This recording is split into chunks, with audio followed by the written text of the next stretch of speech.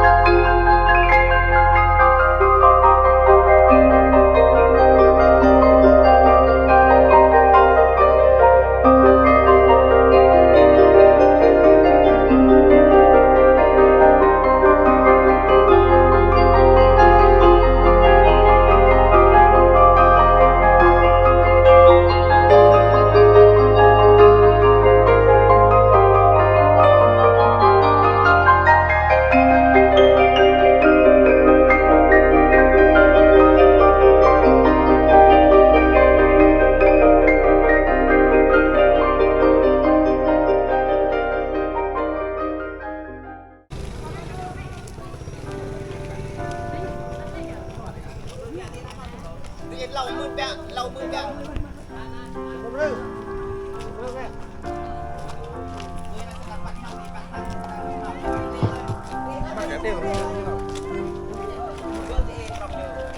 Sắp đến thì giờ chúng ta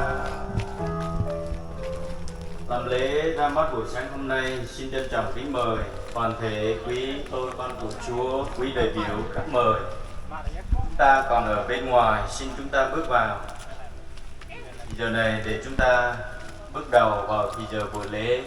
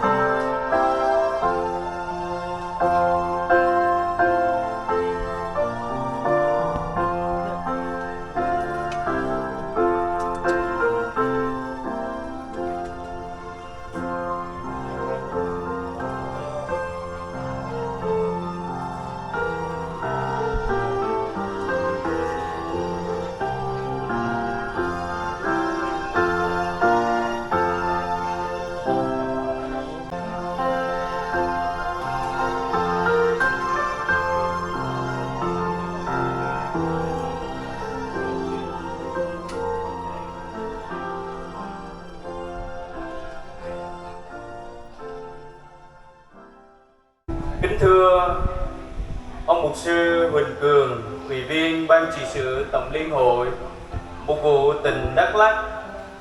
Kính thưa mục sư Phan Tấn Phúc, thủ quý ban đại diện. Kính thưa quý cấp lãnh đạo chính quyền địa phương. Kính thưa quý mục sư nhiệm chức truyền đạo, quý khách mời cùng toàn thể quý con cái của Chúa.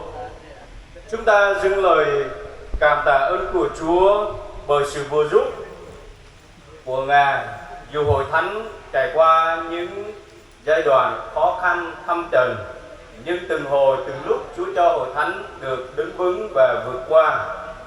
Và cũng bởi ơn của Chúa, Ngài đã cảm động lòng quý cấp chính quyền địa phương tạo điều kiện cho điện nhóm Tin Lành Buôn Thung được tổ chức lễ ra mắt công bố sinh hoạt tập trung cho điểm nhóm.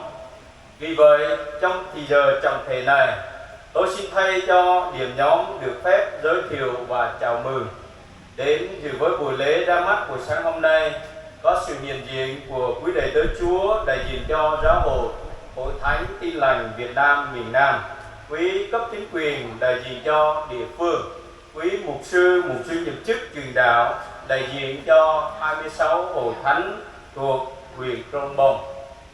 Về dự với buổi lễ sáng hôm nay về phía giáo hội, tôi xin trân trọng được giới thiệu có sự hiện diện của mục sư Huỳnh Cường, ủy viên ban trị sự Tổng liên hội mục vụ tỉnh Đắk Lắk. Xin trân trọng kính mời ông mục sư đứng lên để hội thánh được biết và hoan nghênh. Có sự hiện diện của mục sư Phan Tấn Phúc, thủ quý ban đại diện Tin Lành tỉnh Đắk Lắk. Xin trân trọng kính mời mục sư đứng lên để hội thánh được biết và hoan nghênh. Về phía chính quyền địa phương có sự hiện diện của đồng chí Ibai Mlo, Phó Chủ tịch Ủy ban Nhân dân xã Cư Bơ Pui. Xin trân trọng kính mời đồng chí Ibai Mlo đứng lên để hội thánh được hoan nghênh. Có sự hiện diện của đồng chí Nguyễn Văn Toàn, Chủ tịch Mặt trận Tổ quốc Việt Nam xã Cư Bôi. Xin trân trọng kính mời chú đứng lên. Về phía quý đại biểu, quý khách mời có sự hiện diện của quý mục sư nhiệm chức truyền đạo Quan nhiệm đại diện cho 26 hội thánh thuộc Hội Thánh Tin Lành Việt Nam miền Nam trong huyện Krông Bông cũng đến dự đầy đủ buổi sáng hôm nay. Hội thánh chúng tôi vui mừng đón tiếp quý vị. Thưa hội thánh, lời Chúa có chép trong ca thương đoạn 3 câu 23 như thế này: mỗi buổi sáng thì lời mới luôn, sự thành tín của Chúa thật là lớn lắm. Và trong Ti-mô-thê nhì đoạn 2 câu 13 có chép rằng: dù chúng ta không thành tín, nhưng Chúa vẫn thành tín đối với chúng ta. Thật tạ ơn Chúa vì sự thành tín của Ngài trên hội thánh Chúa thật lớn thay. Bây giờ này, xin hội thánh đồng lòng với tôi để tôn vinh Chúa qua bài thánh ca số 43 tiếng Việt: Thành tín Chúa rất lớn thay. Bài thánh ca có 3 câu. Chúng ta hát câu 1, câu 2. Sau khi nghe đàn rào, chúng ta tiếp tục tôn vinh câu 3. Chúng ta sẽ cùng nhau hòa lòng để tôn vinh Chúa bài thánh ca số 43. Thành tín Chúa rất lớn thay. Giê-hô-va ôi, sự thành tín Chúa rất lớn thay. Không bóng biến thiên, muôn đời Ngài luôn vững trái. Ngài không thay đổi, đức yêu thương vô cùng rộng rãi. Thật xưa đã có, hôm nay mai sau còn hoài.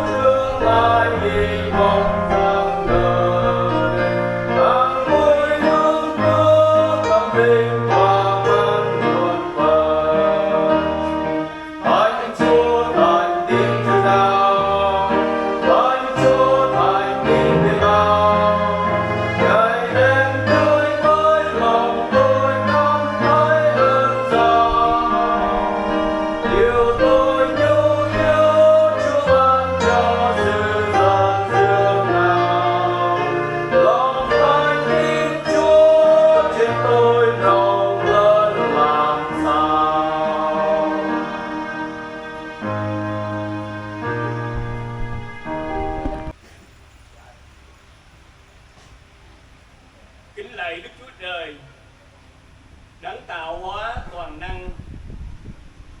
Ngài cũng là đấng đang tể trị cả trên trời lẫn dưới đất, đấng đã yêu thương loài người chúng con trong khi loài người chết mất ở trong tội lỗi mình, thì Ngài đã ban chính con Ngài là Giêsu Christ, Thiên Chúa ngôi hai từ trời đến thế gian này, chịu chết sống lại để ban sự cứu rỗi cho loài người.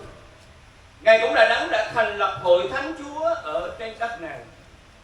Lòng chúng con cảm tạ Chúa vì ân điển lớn lao diệu kỳ mà Chúa đã mang cho loài người. Mà trong tình yêu đó, Ngài đã cứu lấy hội thánh của Chúa khắp mọi nơi ở trên đất này. Ngài cho chúng con có cơ hội để dự phần ở trong sự thờ phượng cao rao tình yêu của Chúa cho những người đang ở trong sự hư mất.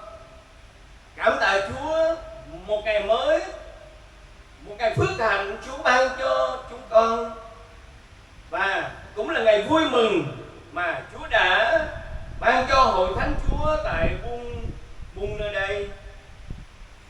Chúng con cảm ơn Ngài vì nhìn lại những ngày qua, những năm tháng dài Chúa có ở với hội thánh. Chúa có dùng tôi tớ của Chúa, một sư nguyên cùng với con dân của Ngài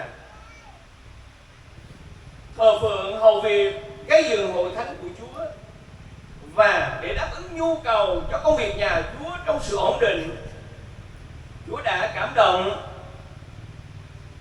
các cấp lãnh đạo chính quyền, đặc biệt là xã Cư Bui nơi đây, tạo điều kiện để hội thánh của Chúa ngày hôm nay có lễ ra mắt điểm vốn bung. Ôi lạy Chúa, con cầu nguyện xin Chúa Ngài ban ơn đến thì giờ lễ ra mắt sáng hôm nay, để ai nấy thì chúng con thấy được ơn và quyền của Chúa luôn tể trị ở trên hội thánh, trên từng đời sống con dân của Chúa tại nơi đây. Sự thành tín của Chúa mỗi ngày lại mới luôn cho chúng con những cái thuộc về Ngài. Chúng con cảm tạ biết ơn Cha. Bây giờ trong thế này con còn nguyện xin Chúa ban ơn trên chương trình lễ. Chúa đề ơn cái đầy tớ của Chúa Mục sư Quỳnh Cường, ủy viên ban sự tổng liên hội, chủ lễ và có lời của Ngài khích lệ nhắc nhở hội thánh, hầu cho hội thánh của Chúa mỗi ngày lớn lên trong phương diện thuộc linh cùng với sự ổn định về mặt tổ chức. Chúa đề ơn trên mục sư nhiệm chức Phương Quang Diệm trong chương trình hướng dẫn. Xin Chúa giúp đỡ từng tiết mục để ai nấy cho chúng con nhận được phước ở trong sự buổi lễ này. Chúng con tạ ơn Chúa giúp đỡ cái người đàn ban hát lễ, mọi tiết mục ở trong chương trình lễ. Xin Chúa dắt dẫn để chúng con có một thì giờ thật trọn vẹn, đầy ơn phước của Chúa ban cho. Con tạ ơn Ngài. Chúa thể hiện về trong lẫn về ngoài, Chúa bao phủ giữ gìn chúng con trong cánh bắn toàn năng của Chúa. Con tạ ơn Cha nhiều lắm. Cung kính chân thì giờ lễ trọng thể này ở trong tay từ ái của Chúa, và hết lòng cầu nguyện nhân danh Chúa Giêsu Christ. Amen.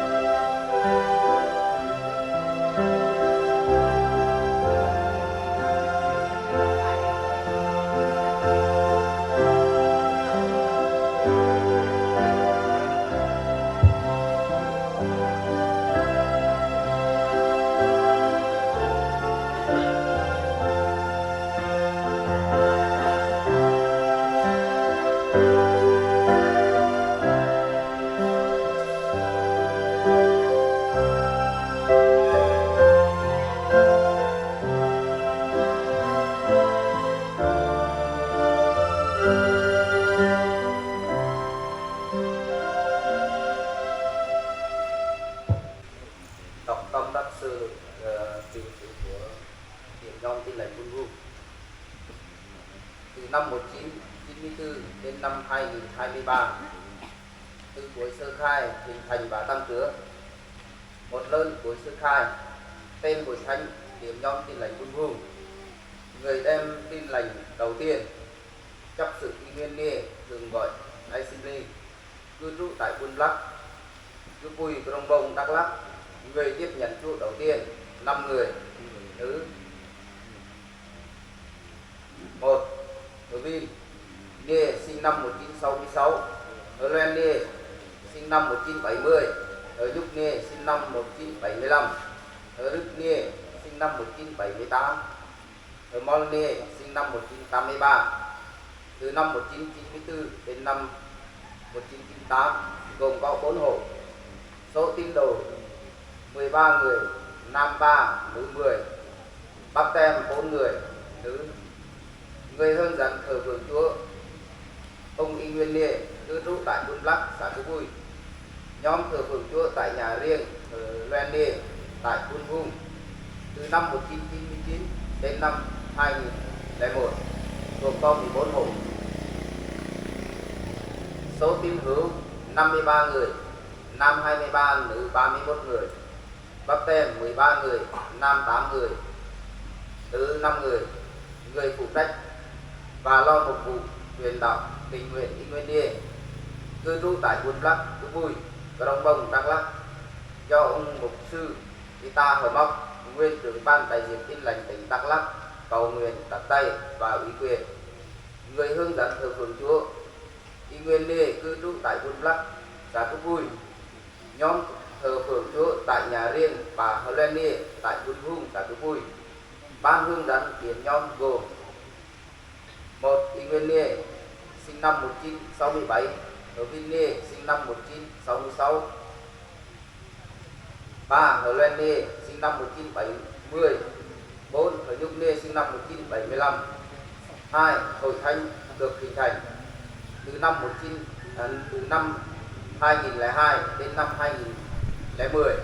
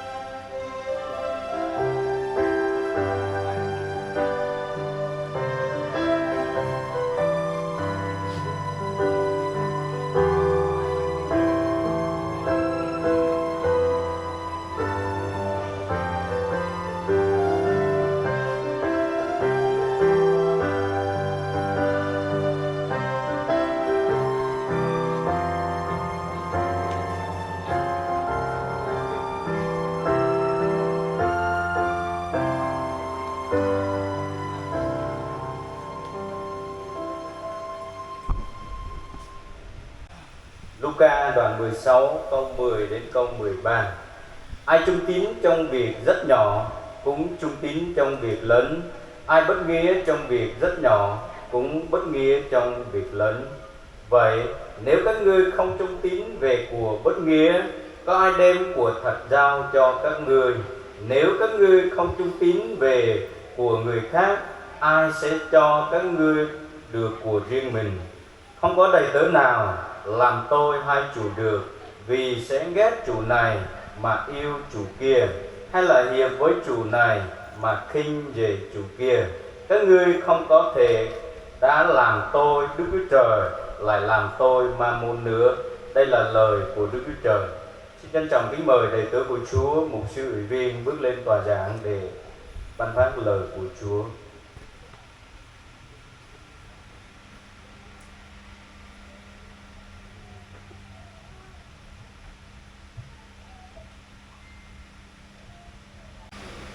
Trước hết cho tôi xin gửi đến quý đầy tớ của Chúa một thánh của Ngài, và cho tôi cũng gửi đến quý vị đại diện cho chính quyền địa phương.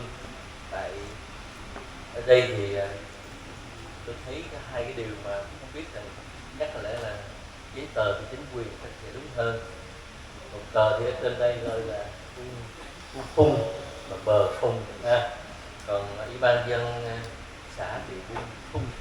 Tôi phải ký hai cái giấy gửi và nói tôi chuyển về đây ban sự tổng của hội giống như xã vậy đó, phung chứ không phải là phung này, cho nên thì nó cũng không biết rằng cái nào cho nó hợp lý, cho nên thì cứ căn cứ chính quyền địa phương đó là chính, cho nên thì tôi đưa cái việc.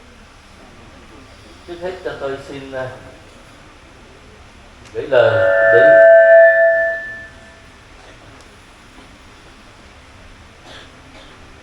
cái lời cho một sư hội trưởng Thánh Tin Lành Việt Nam. Cái lời cho ban sự tổng lễ hội, chúng tôi xin gửi đến quý vị một lần nữa lời chào thăm tân trọng trong tình yêu Chúa. Cảm tạ Chúa vì trong suốt thời gian trôi qua, có thể nói là thánh của Chúa tại đây đến giờ phút này thì mới ra mắt điểm nhóm. Nhưng mà trong chương trình thì từ năm 2001 đến giờ phút này, bây giờ mới gọi là đăng ký ra mắt. Nhưng mà thật ra thì đối với chúng tôi làm việc với tỉnh huyện đó, là việc đăng ký ra mắt nó trực thuộc của xã, và đây phải là công nhận đây là thuộc của Thánh Lành Việt Nam miền Nam, chứ không phải là của Baptist, của trưởng lão, của ai vân vân để phân biệt thôi. Như vậy thì tôi nói với anh em rằng là cái sự quan tâm của chính quyền địa phương vào hôm nay mới ra mắt. Nhưng mà trước khi 10 năm hơn kể từ Thánh Lành Việt Nam công nhận từ năm 2001 đó đến hôm nay đó, thì điểm nhóm vẫn sinh hoạt bình thường, vẫn nhóm lại như lời của điểm nhóm đã tỏ bày. Thì tôi muốn nói điều đó để chúng ta mà cảm thông và tất cả thấy điều đó là vì cái hoàn cảnh như nào đó, không phải là Hội Thánh Tin Lành Việt Nam miền Nam chúng tôi hôm nay mới công nhận như vậy. Có nhiều anh em tưởng rằng là đến giờ phút này là coi như là địa phương mới cho ra mắt, rồi Hội Thánh Tin Lành Việt Nam có công nhận họ không? Thì tôi nói lại với con cái của Chúa tại Phung tại đây là quý vị chưa ra mắt nhưng vẫn là thuộc Hội Thánh Tin Lành Việt Nam miền Nam, nhờ cái chỗ mà sống trung tín với Chúa này, cho nên quý vị đứng vững, quý vị không có bỏ đi ra một giáo phái nào, một điểm nào, vân vân và vân vân. Cho nên tôi nói điều đó để cho có chính quyền địa phương và tất cả quý vị ngồi đây cũng cảm thông và biết được cái điều mà tôi đã nói với quý vị là như vậy. Bây giờ cảm tạ Chúa vì Chúa cứu anh em và tôi.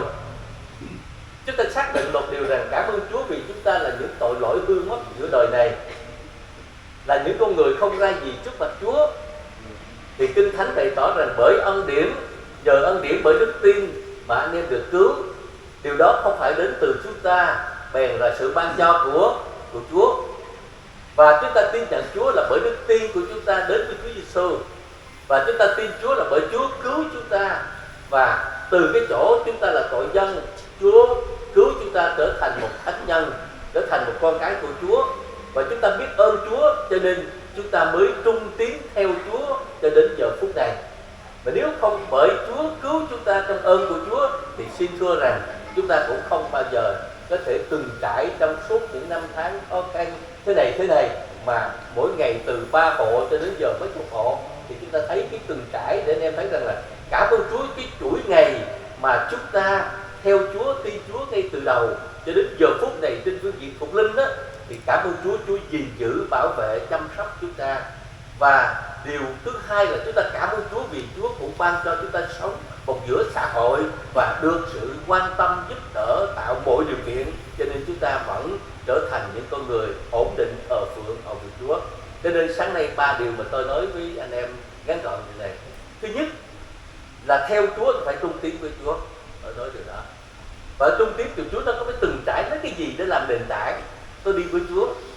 Và thứ hai là chúng ta phải trung tín với giáo hội. Đó. Còn thứ ba là chúng ta phải trung tín với bầy chiên, với xã hội, với chính quyền địa phương nữa. Đó. Chúng ta phải có một cái liên kết như vậy thì chúng ta mới trở thành một con người sống đạo giữa đời để phát triển công việc Chúa cũng như mọi mặt.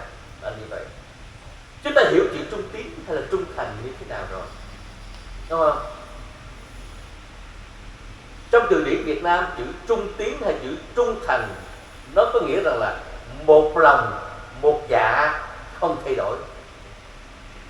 Không thay đổi. Đến với Chúa, chúng ta theo Chúa và chúng ta hứa với Chúa vì Chúa cứu tôi trở thành con cái của Chúa và Chúa cho tôi được sống trong ân điển sự ban cho của Chúa. Thì đã đến với Chúa thì phải có một lòng, một dạ, không thay đổi dầu bối cảnh như thế nào. Ngay cả trong hội thánh của phương diện thuộc linh, ngay cả về phương diện xã hội, khi làm một đoàn thể hay là một làm chính quyền, tất cả khi đã bước vào một tổ chức thì phải trung thành, trung tín. Tức là dầu trong hoàn cảnh nào đi nữa thì chúng ta cũng một lòng, một dạ, không thay đổi. Và chúng ta cảm ơn Chúa bởi vì chúng ta một lòng, một dạ với Chúa không thay đổi là bởi vì chúng ta biết cái điều chúng ta tin. Đó. Có những người họ có thể thay đổi rất nhanh, như Kinh Thánh đó. Chúng ta không thể làm tôi của Đức Chúa Trời và làm tôi của Ma Môn nữa. Chúng ta không thể đứng núi này trong núi nọ, và chúng ta phải xác định cái điều mà chúng ta đang đến với Chúa của chúng ta. Cho nên người ta nói một câu rất là hay như thế này: nước loạn thì mới biết tôi trung, mà nước dân đó thì mới biết thủy thủ. Và con nghèo đó hay là con nhà nghèo đó thì mới biết, hay là nhà nghèo mới biết con hiếu thảo. Chúng ta thấy trong cái hoàn cảnh nó nổi loạn và chúng ta vẫn một lòng một dạ trung tín để thành một tôi trung. Hội thánh của Chúa có thể có hội thánh là Việt Nam có thể trải qua nhiều năm tháng, và đặc biệt hơn là hàng trăm năm qua. Về lịch sử giáo hội, về lịch sử chúng ta thấy có nhiều điều, có nhiều cái trở ngại. Nhưng mà cảm ơn Chúa, những người hầu việc với Chúa Trời, những người theo Chúa một lòng một dạ, họ không bao giờ thay đổi dầu như thế nào, đứng vững ở trong Chúa. Dầu khó khăn cỡ nào thì vẫn đứng vững ở trong Chúa.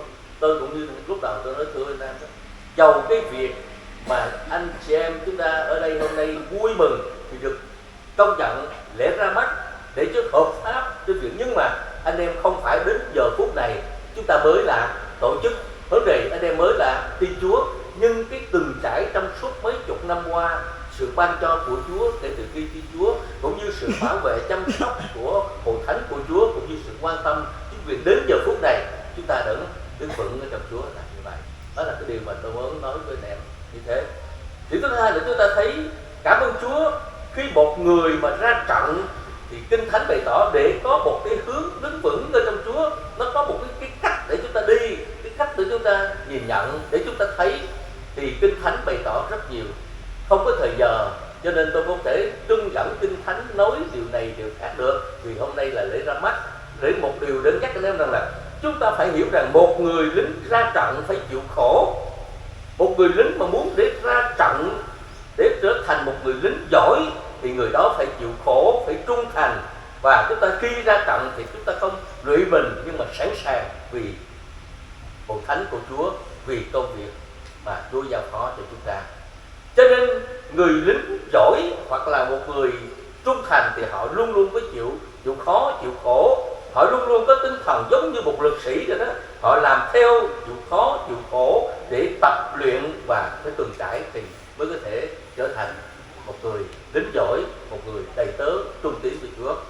Và điều chúng ta thấy rằng là ngay cả chúng ta đi làm nông dân cũng vậy, rất là khó nhọc. Chúng ta gieo phải rằng đi ra đồng phải đổ nước mắt và muốn đem một kết quả, đem một bó lúa về trong sự vui mừng, thì chúng ta thấy từng trải trong sự khó khăn là như vậy. Tôi đến Rông Bông thì có thể nói rằng là huyện Rông Bông là một huyện khó khăn nhất. Vừa rồi thì ra bắt điểm nhóm với thầy xã Hòa Phong ha, rồi bây giờ thì ra bắt ở Đông Cho tôi vui tại đây. Thì trong các huyện có thể nói đi rằng là Rông Bông là nói rằng một huyện có thể rằng là khó khăn nhất ở trong các huyện trong tỉnh Bình Dương Nam. Nhưng do vậy tôi có cảm ơn Chúa trong mọi hoàn cảnh. Chính quyền địa phương vẫn, chúng ta đi bữa nay hôm nay vô làng đó, điện đường trường trạm đầy đủ, không phải như hồi xưa. Tôi hầu việc Chúa thưa quý vị thân chính quyền là 20 năm với tư cách lãnh đạo của tỉnh, 16 năm trong ban đại diện tỉnh lãnh tỉnh, và bây giờ nhiệm kỳ thứ hai ban sự tổng hội là đã trải qua 6 năm của ban sự tổng hội, còn 3 năm nữa. Có nghĩa là tôi muốn nói điều đó là cảm ơn Chúa chúng ta từng trải trong tỉnh Đắk Lắk và nhìn thấy rõ những nhu cầu và cảm thông trong việc của hội thánh cũng như việc xã hội, thì điều đó chúng ta mới đứng vững ở trong cái bước đường theo Chúa của chúng ta. Và điều chúng ta phải thấy rằng là người theo Chúa không phải rằng chúng ta nhìn cái hoàn cảnh bên ngoài mà chúng ta có thể đứng vững, hoặc là chúng ta nhìn cái hoàn cảnh người này người khác và chúng ta sụp cả. Nhưng mà người theo Chúa, người hầu việc Chúa, anh em đứng vững ở đây là nhờ chúng ta trung thành, trung tín với lời của Đức Chúa Trời. Bởi vì một trong những gì thế giới mỗi ngày đều có sự thay đổi, con người có sự thay đổi, nhưng mà lời Chúa thì không bao giờ thay đổi. Như vậy thì người hầu việc Chúa ở đây, mục sư Diệp Chức Y Nguyên đang hướng dẫn một điểm nhóm mà tôi thấy là trong khu vực Rông Bông và cái xã này là quá nhiều. Ban sự tổng hội cử ông hay là kiêm nhiệm chỗ này, kiêm nhiệm đến đây, mục đích khác là gì? Để giúp đỡ cho hội thánh của Chúa trong lúc này có lời của Chúa Trời. Và Kinh Thánh bày tỏ rằng người đầy tớ của Chúa Trời phải chuyên tâm giảng dạy, chịu khó, cần cù để có thể có lời của Chúa và thức ăn thuộc linh để nuôi bầy của Chúa. Có thể là hội thánh của Chúa này suốt trong nhiều năm tháng qua có thể nói rằng có những cái biến động, nhiều cái khó khăn, nhiều cái, nhưng mà bởi vì hội thánh của Chúa đứng vững ở trong Chúa là bởi vì nhờ anh em trung tín với Chúa và trung tín với lời của Đức Chúa Trời. Nhờ lời của Đức Chúa Trời cho nên anh chị em chúng ta đứng vững trên giờ phút và chúng ta theo Chúa. Và Kinh Thánh bày tỏ rằng một người đứng vững trong Chúa, bí quyết để sống đẹp làm Đức Chúa Trời đó là luôn luôn phải trung tín lời của Đức Chúa Trời. Bởi vì lời của Chúa không hề thay đổi, và lời của Chúa có thể giúp cho anh em mỗi ngày được lớn lên. Và lời của Chúa có thể làm chúng ta hiểu được là thế nào là tà giáo, thế nào là chánh giáo. Và lời của Chúa cho chúng ta hiểu biết để chúng ta có thể bước đi trong niềm tin của chúng ta.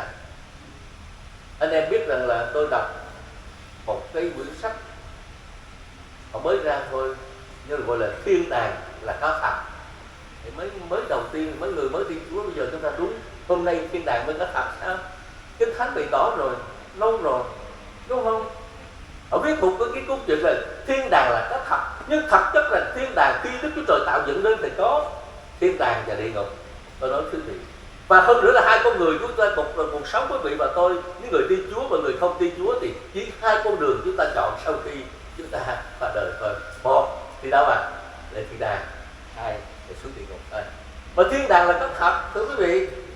Cho nên muốn nói điều đó rằng chúng ta phải trung tín với lời của Đức Chúa Trời, và Kinh Thánh bày tỏ, và sứ đồ Phaolô đã khuyên dân sự của Chúa, và đặc biệt là khuyên mỗi đời sống của chúng ta khi bước đi dẫn dắt dân sự của Chúa. Lãnh đạo Môi-se và Giô-se, ông cũng bày tỏ với dân sự của Chúa từ ở Ai Cập cho đến Ca-đê-an, đi trên một con đường có thể đầy sự chông gai, biết bao nhiêu khó khăn. Họ trung tín bước đi để bước vào Ca-naan thuộc linh, gọi là Thiên Đàng vinh hiển thuộc linh của họ. Thì Kinh Thánh bày tỏ là quyển sách luật pháp chớ xa miệng ngươi, hãy suy gẫm ngày và đêm, hầu cẩn thận làm theo mọi điều đã chép ở trong, vì như vậy các ngươi mới được may mắn trên con đường mình và mới được phước. Chúng ta phải cần có lời của Chúa. Có thể như bước đầu anh em đọc cái lịch sử của điểm nhóm thì chúng ta thấy nó từng trải từng năm một. Nhưng mà cảm ơn Chúa, bởi vì nhờ ơn của Chúa, nhờ lời của Chúa, nhờ người hướng dẫn, cho nên anh em vẫn đứng vững cho đến giờ phút này. Cho nên điều đó tôi muốn thưa anh em rằng thứ nhất chúng ta phải trung tín với Chúa, bởi vì Chúa của chúng ta không hề thay đổi trong niềm tin anh em bước đi. Và thứ hai là để có hướng dẫn cuộc đời chúng ta chỉ mạnh mẽ bước đi, không bị sai trật, chúng ta phải nhờ cậy trong lời của Đức Chúa Trời. Nếu không học lời của Chúa, chúng ta sẽ không hiểu được về Chúa nói gì, vì Chúa không hiện ra như cái thời Chúa Giêsu ở tại đất Do Thái 33 năm dân sự của Chúa, thấy được Chúa, biết được Chúa làm việc. Nhưng bây giờ tất cả đều ứng nghiệm trong lời của Đức Chúa Trời là Kinh Thánh. Cho nên vui buồn tất cả mọi việc để có một niềm tin vững chắc, chúng ta phải học lời của Đức Chúa Trời. Đó là điều thứ hai mà tôi muốn nói với anh em. Điều thứ ba, chúng ta phải trung thành với giáo hội. Tại sao tôi muốn nói điều này?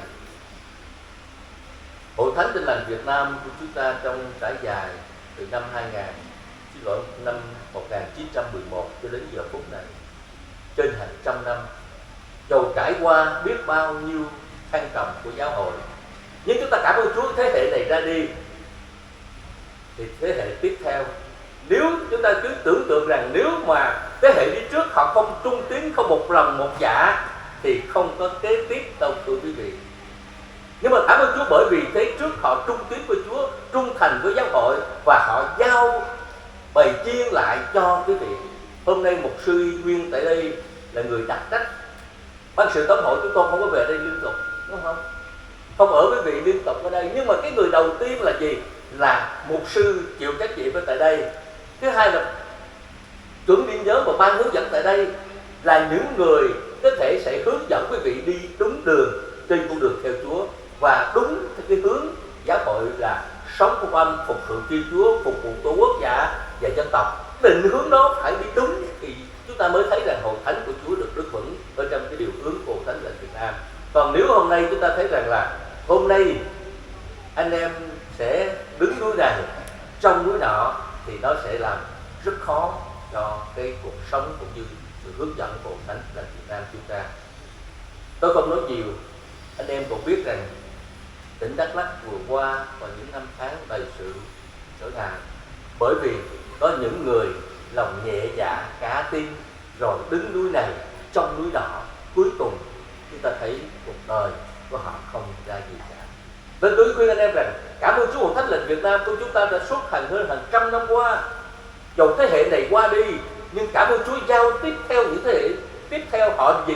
Trung thành với Chúa, trung thành với giáo hội, họ giữ vững và đi trên con đường mà Đức Chúa Trời đã ban cho. Trên hội thánh của Chúa mới đứng vững trong cái giai đoạn đầy khó khăn là như vậy. Và cái điều tôi muốn nói ở đây trong câu Kinh Thánh mà chúng ta thấy từ câu 10 đến câu thứ 11, ai trung tín trong việc rất nhỏ sẽ trung tín trong việc rất lớn, ai bất nghĩa trong việc rất nhỏ cũng sẽ bất nghĩa trong việc rất lớn. Đó là đương nhiên. Ai trung tín việc rất nhỏ thì họ sẽ trung tín trong việc rất lớn, mà nếu họ bất nghĩa trong việc rất nhỏ thì việc lớn họ cũng sẽ bất nghĩa.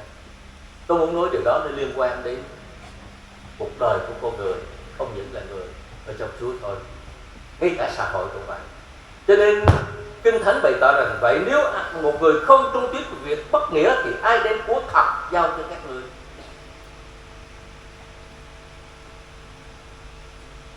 Phaolô khi ông nói rằng một người hầu của Chúa thứ nhất phải giữ mình, luôn giữ cả bầy mà Đức Chúa Trời đã mua bằng chính huyết mà giao phó cho anh em.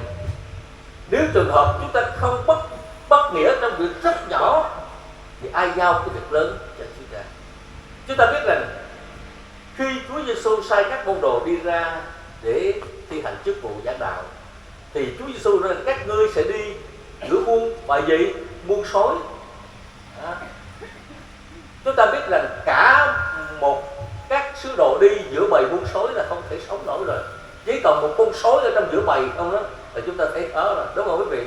Chúng ta cứ tưởng tượng một người đông này, một con sói ở trong giữa bầy đủ chết nó rồi, không chi là chúng ta đi giữa bầy buôn sói.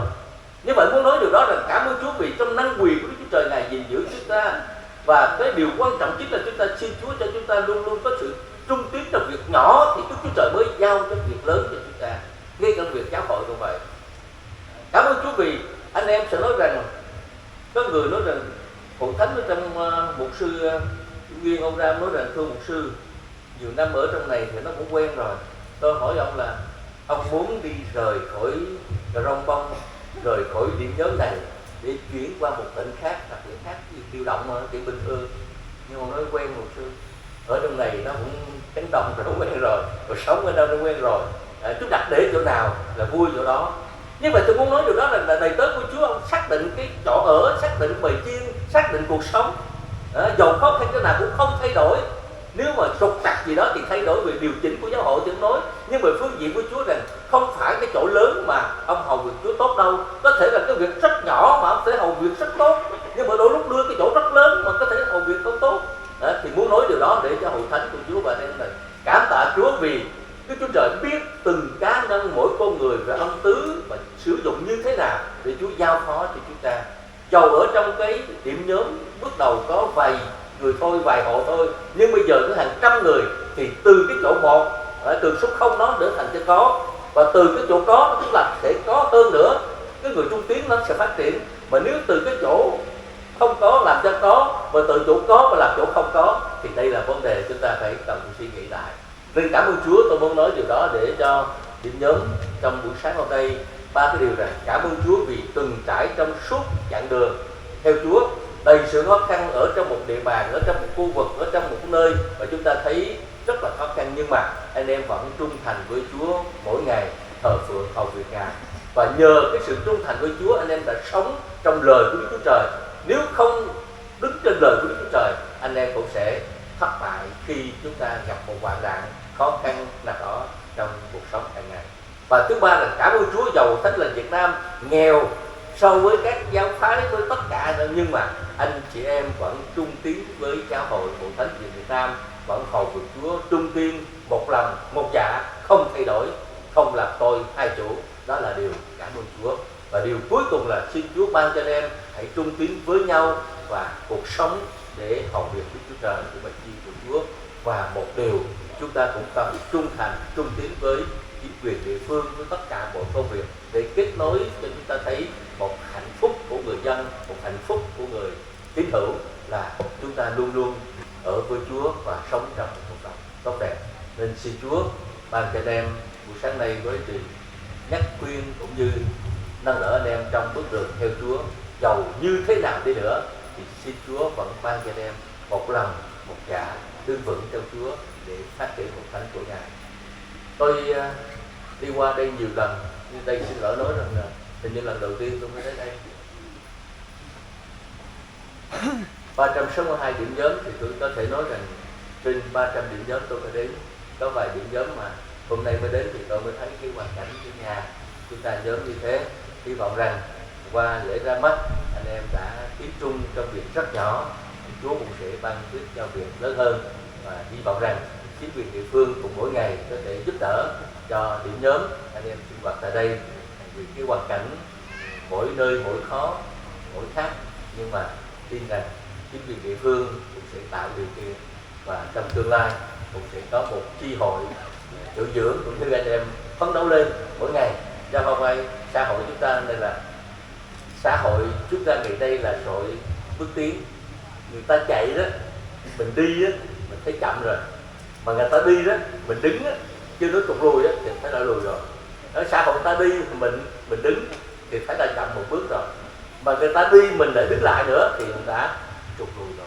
Cho nên tôi muốn nói điều đó để xin Chúa ban cho anh em về trên phương diện thuộc thể lẫn thuộc linh, anh em mỗi ngày mạnh mẽ ở trong Chúa hơn để tiếp tục tiến trung việc rất nhỏ như thế nào thì Đức Chúa Trời cũng sẽ ban phước việc rất lớn cho mọi anh chị em. Xin Chúa ban phước đến chúng ta. Cảm ơn quý vị. Một sư viên bước lên cầu nguyện.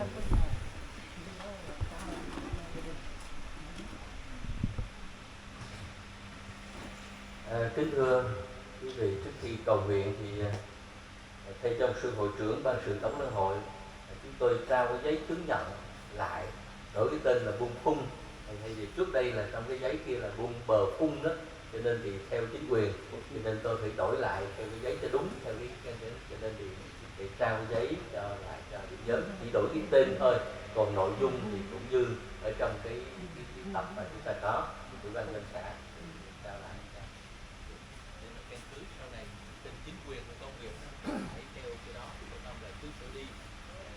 sao nói điều đó? Bởi vì khi mà lên chi hội đó mà giữa cái này mà làm con dấu á, mà trên cái khung với môn kia hai cái là cứ cấp đi cấp lại nó làm cái gì đấy.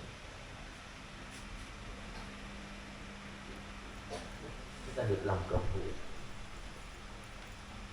Lạy Chúa, chúng con biết ơn Chúa vô cùng.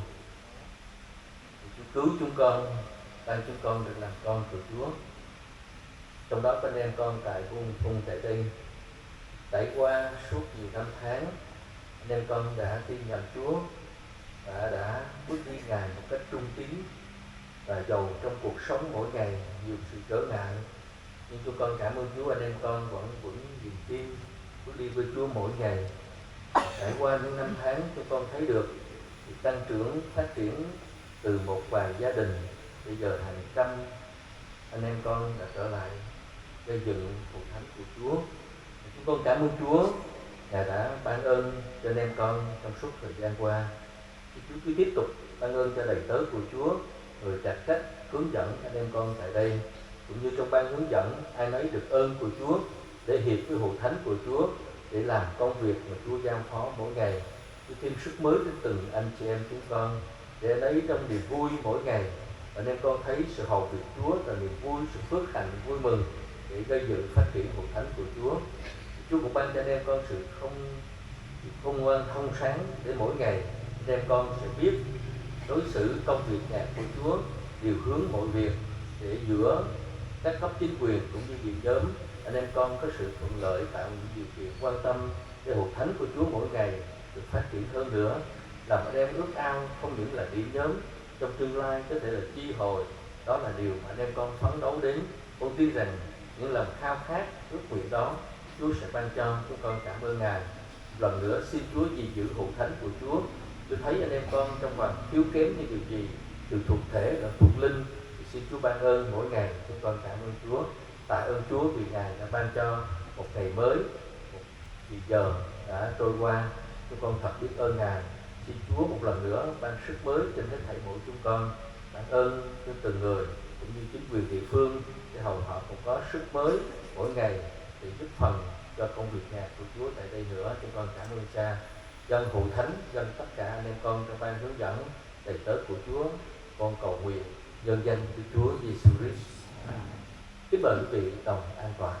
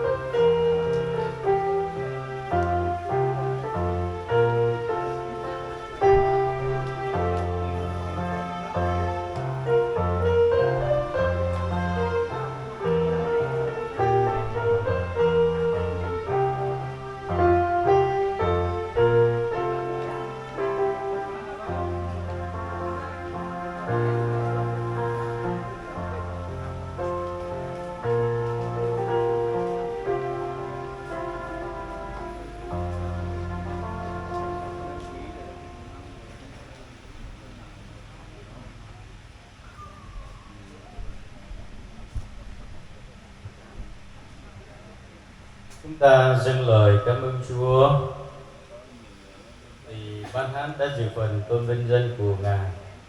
Tiếp theo chương trình, chúng ta sẽ được chứng kiến sự chúc mừng qua đại diện giáo hội và chính quyền địa phương.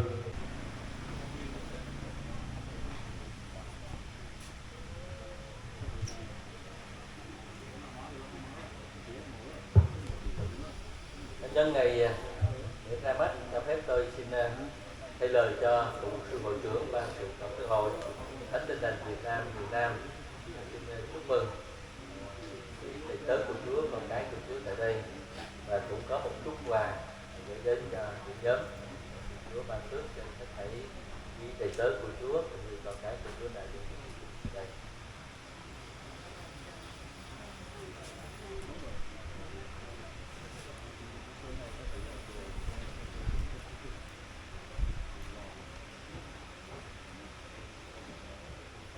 Kính thưa hội thánh cùng quý quan khách, thay lời cho ban đại diện Tin Lành tỉnh Đắk Lắk xin có lời chúc mừng kính gửi đến tôi tớ của Chúa, mục sư nhiệm chức Y Nguyên, ban hướng dẫn và toàn thể con dân Chúa tại điểm nhúm Buôn Ca Bung. Cảm tạ Chúa vì cảm ơn Chúa vì Ngài cho có Ngài để ra mắt một cách phước hạnh, nên thay cho ban đại diện xin có lời chúc mừng và cầu xin Chúa ban phước trên toàn thể hội thánh. Ban đại diện chúng tôi có chút quà mọn gửi đến nhân ngày vui hôm nay.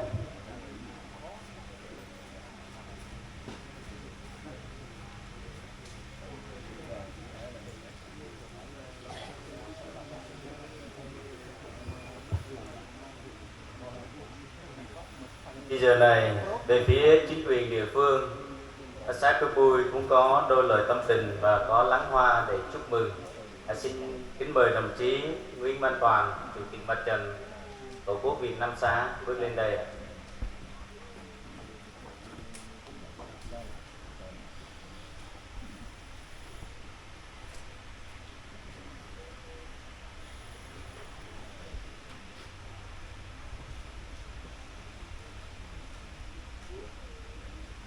Thưa mục sư Cường, hội viên phụ tỉnh Đắk Lắk, kính thưa trong ban tổ chức buổi lễ ra mắt ngày hôm nay, các vị mục sư đại diện cho giáo hội của Tin Lành ở Việt Nam và các vị mục sư đại diện cho các điểm nhóm ở trên địa bàn huyện Long Bông, vui thì thay mặt cho đảng ủy, hội đồng nhân dân, ban nhân dân và ủy ban mặt trận tổ quốc xã Vui, lời đầu tiên cho phép tôi gửi lời chào trân trọng nhất đến buổi lễ ra mắt đại diện nhóm Tin Lành của chúng ngày hôm nay. Cùng với các vị mục sư, các vị chức sắc cùng toàn thể bà con tín hữu lời chúc mừng tốt đẹp và hạnh phúc. Xin chúc mừng cho buổi lễ chúng ta thành công tốt đẹp. Thưa các vị, như chúng ta đã biết, địa bàn xã Chư Vui của chúng ta có tổng số 19 điểm nhóm đang tổ chức sinh hoạt tôn giáo. Trong đó được công nhận thì về văn bản pháp lý thì mới được 6 điểm nhóm, kể cả điểm nhóm Tin Lành ngày hôm nay. Tuy nhiên, trong 6 điểm nhóm này thì chúng ta có 7 nơi sinh hoạt, 7 nơi sinh hoạt và đã được chính quyền địa phương công nhận. Thì chúng ta còn lại 12 điểm nhóm chưa được nhà nước công nhận. Về theo cái thống kê đầu năm 2023 này, tổng số lượng tín đồ trên địa bàn xã Chư Vui thì chiếm hơn 50% dân số, nghĩa là bây giờ hơn 7.000 tín đồ. Chư Vui là 14.580 nhân khẩu. Báo cáo với các vị, đặc biệt là các vị lãnh đạo ở của thành phố Đành ở Đắk Lắk của chúng ta đấy, lãnh đạo ở Đắk Lắk. Đến ngày 30 tháng 8 năm 2023, chính quyền địa phương xã Cư Bôi đã công nhận điểm nhóm này được sinh hoạt tôn giáo tập trung.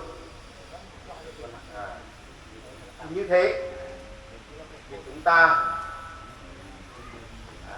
để mà thực hiện tốt công tác tôn giáo cũng như sinh hoạt tôn giáo trên địa bàn xã Cư Bôi, đối với chính quyền địa phương cũng kính mong các vị đại diện của giáo hội, với các vị mục sư, các vị chức sắc tôn giáo, chúng ta phải quan tâm để cùng với chính quyền địa phương chúng ta tạo điều kiện cho công dân của mình cũng như tín đồ của mình tự do tôn giáo trong điều kiện khuôn khổ pháp luật quy định. Thì báo cáo với buổi lễ ra mắt ngày hôm nay thì đối với địa bàn xã Cư Bôi còn 12 cái điểm nhóm. Tôi cũng rất là mong muốn qua cái lời phát biểu của mục sư Huỳnh Cường đối với chính quyền địa phương của chúng tôi rất là tạo điều kiện để cho bà con tín đồ mình thực hiện cái việc tín ngưỡng theo quy định của pháp luật.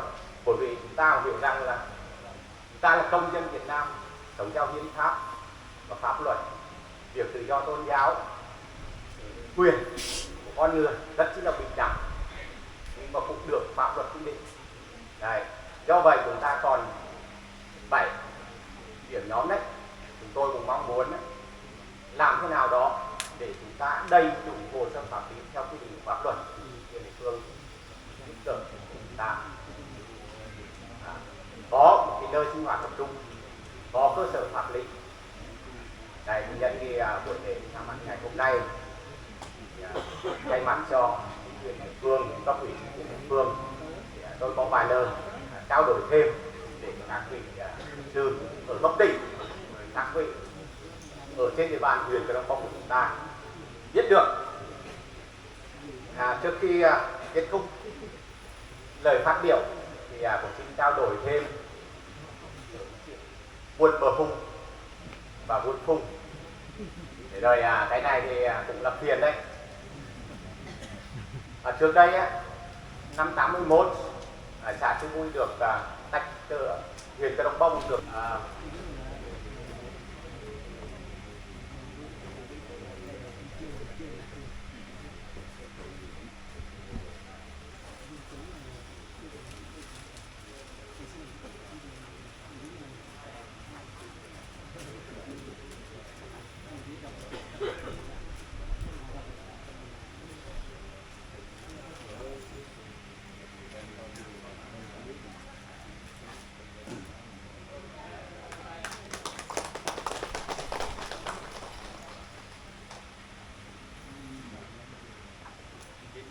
chân thành cảm ơn.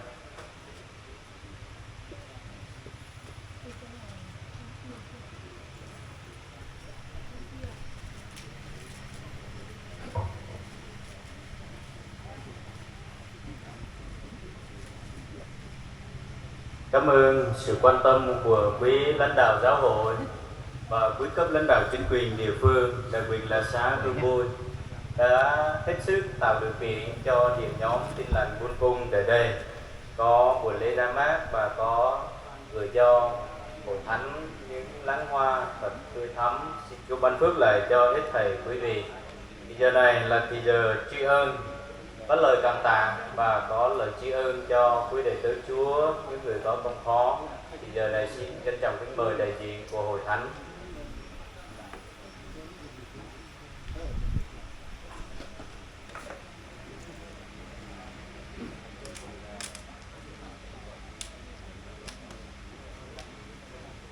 Trước hết chúng ta cùng nhau dâng lời tạ ơn với Đức Chúa Trời. Ở cùng Ngài đi vô hội thánh, ở cùng hội thánh, và hôm nay là một ngày lễ long trọng.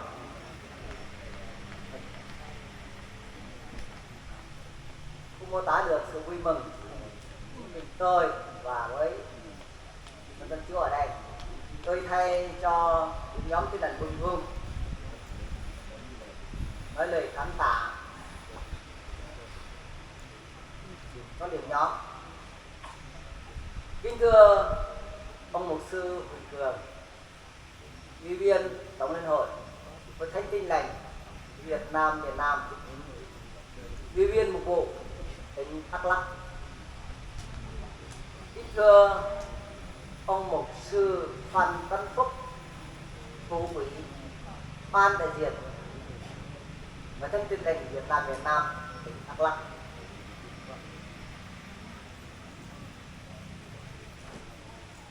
Kính thưa quý vị đại biểu chính quyền xã Chính Quy, cùng quý mục sư nhậm chức truyền đạo và các chấp sự bạn bè gần xa của một đoàn thể bà con tại Ung Vùng. Tôi thay mặt cho toàn thể tín đồ điểm nhóm Tin Lành Ung Vùng kính gửi đến quý vị lãnh đạo giáo hội, quý mục sư nhậm chức truyền đạo và quý vị lãnh đạo chính quyền địa phương cùng toàn thể quý vị đại biểu đến dự buổi lễ ra mắt Tin Lành điểm nhóm Ung Vùng. Lời chào thăm trân trọng nhất trong tình yêu thương của Chúa Giêsu Christ. Chúng tôi hết sức vui mừng và dâng lời tạ ơn Chúa vì Ngài đã nhầm lời cầu nguyện của chúng tôi suốt những năm tháng qua, và hôm nay những ước nguyện đó đã trở thành hiện thực. Chúng tôi hết sức cảm ơn Đảng và Nhà nước, quý cấp chính quyền như Ủy ban huyện, Hội đồng huyện, Đảng ủy, Ủy ban nhân dân, Ủy ban Mặt trận Tổ quốc Việt Nam xã Chư Pui đã quan tâm ưu ái đặc biệt cho điểm nhóm Tin Lành Ung Vùng. Chúng tôi được tổ chức lễ ra mắt sinh hoạt bằng tròn. Kính cảm ơn Ban Sự Tổng liên hội Hội Tin Lành Việt Nam miền Nam, Ban đại diện Tin Lành tỉnh và Ban điều hành khu vực huyện Crong Bông đã tận tình giúp đỡ hướng dẫn trong suốt tiến trình làm hồ sơ cho đến việc xin tổ chức lễ ra mắt hôm nay. Kính cảm ơn quý Thưa Chúa, quý con cái Chúa xa gần đã ngày đêm cầu nguyện cho hội thánh chúng tôi. Đến ngày hôm nay, hội thánh được tổ chức lễ ra mắt trong thế này. Sự có mặt của quý vị hôm nay làm tăng thêm sức mạnh và khích lệ cho điểm nhóm Tin Lành Ung Vùng chúng tôi. Chúng tôi sẽ tự tin hơn trong được xây dựng hội thánh vững mạnh đúng sự chỉ dạy của Kinh Thánh theo đường hướng của Hội Thánh Tin Lành Việt Nam miền Nam, sống phúc âm, phục sự Thiên Chúa, phục vụ Tổ quốc và dân tộc. Chúng tôi hy vọng rằng cùng với ban hướng dẫn hội thánh, chúng tôi sẽ từng bước ổn định về tổ chức, từng bước đi vào nền sinh hoạt, thực hiện đúng đường hướng của giáo hội, đồng thời sẽ chấp hành tốt hiến pháp, pháp luật của nhà nước và các quy định của chính quyền địa phương. Kính cảm ơn quý anh chị em trong tiểu ban đã bỏ không ít công sức để chuẩn bị ngày lễ ra mắt long trọng này được thành công tốt đẹp.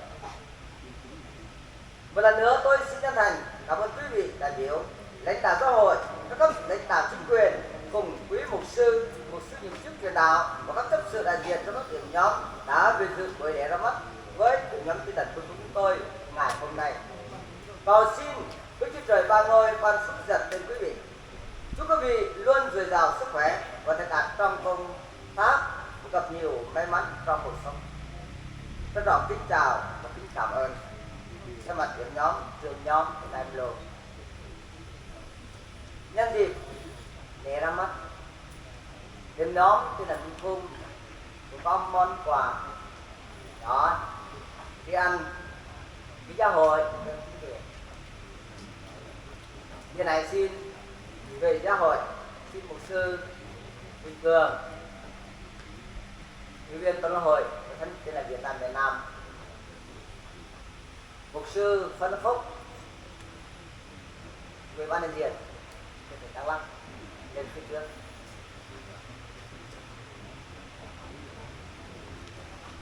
Đồng thời, cầu xin mục sư Nguyễn Đôn Long là cư trí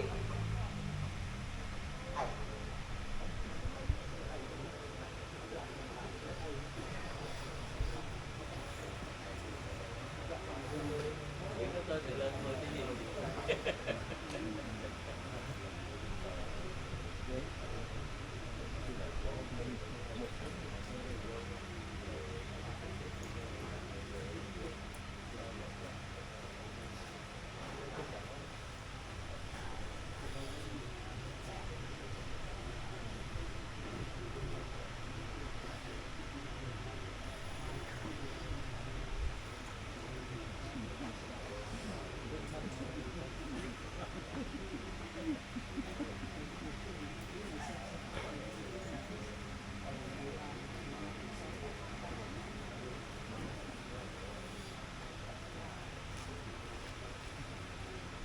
Cảm ơn thầy Thánh.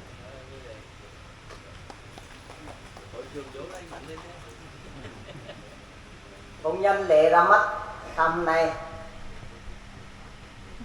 nhóm tên là Vân Phong có thể quên được sự quan tâm của áo và cấp lãnh đạo chính quyền địa phương. Chúng tôi cũng gửi món quà nhỏ xin chủ tịch tòa lên số trước và phó chủ tịch mày cùng lên và thôn trưởng Văn Thư cùng lên.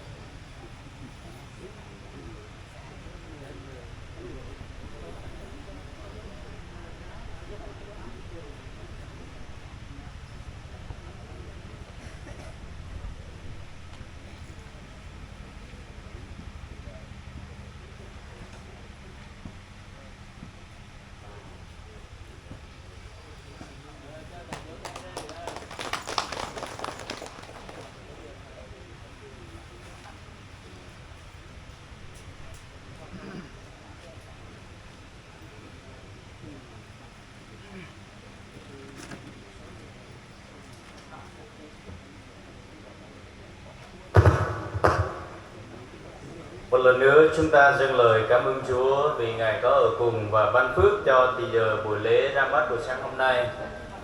Từ thì giờ đầu cho đến thì giờ cuối được Chúa ban phước và hội thánh được bình an. Để chúng ta bước vào thì giờ tất lễ buổi sáng hôm nay, xin trân trọng kính mời hội thánh đồng đứng lên. Chúng ta sẽ cùng cầu nguyện chung hát tôn vinh chân thần. Sau đó xin trân trọng kính mời mục sư ủy viên bước lên tòa giảng để chúc phước. Xin hội thánh đồng khởi sự. Lạy Cha chúng con ở trên trời, danh Cha được tôn thánh, nước Cha được đến, ý Cha được nên ở đất như trời. Xin cho chúng con hôm nay đồ ăn đủ ngày. Xin tha tội lỗi cho chúng con, như chúng con tha kẻ phạm tội như cùng chúng con. Xin chớ để chúng con bị cám dỗ, mà cứu chúng con khỏi điều ác. Vì nước, quyền, vinh hiển đời tuổi Cha đời đời vô cùng. Amen. Tôn vinh chân thần nguồn ơn vô đối, dưới đất chúng con cùng hát khắp nơi.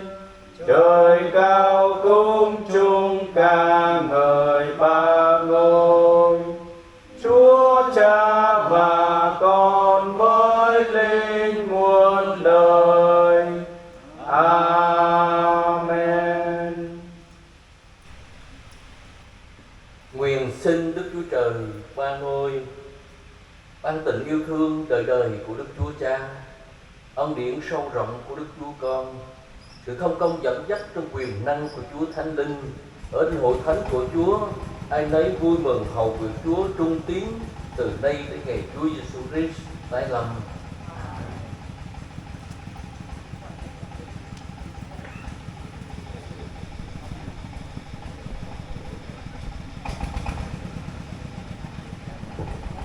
Lễ chung xin Chúa ban phước cho hết thảy quý quan khách và quý con cái của Chúa.